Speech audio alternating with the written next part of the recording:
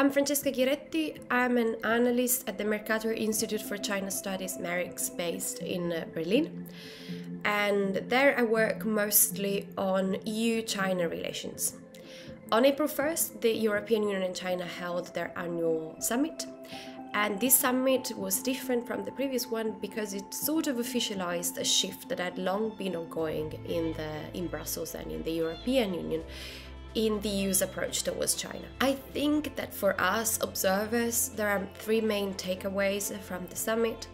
The first one is what I've described until now, which is sort of a renewed realism in the EU's approach and way of looking at China.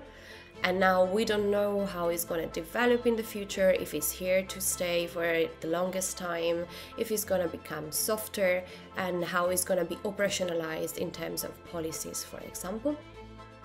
The second takeaway is the fact that China is still struggling to look and view the European Union as a geopolitical actor or as this new, more assertive and to a certain extent hostile actor, and is still trying to reset the relationship to a time where economic attractiveness, China's economic attractiveness, was the main driver of the relationship.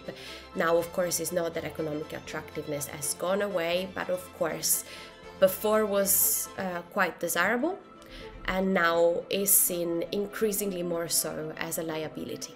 And the third takeaway is that both sides, at the moment, don't know how this is going to develop in the future and what this is going to mean in practice for the development of the relationship in the future and where it will take them from here. And so overall, I think that the summit was quite a success.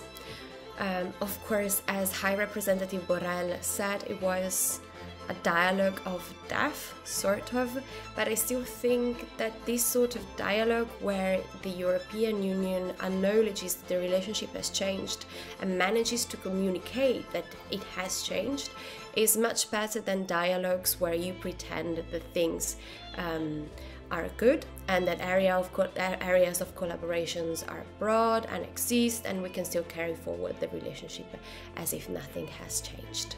So my overall assessment of the summit is quite positive because it does represent the basis for a new type of relationship that will develop in the future.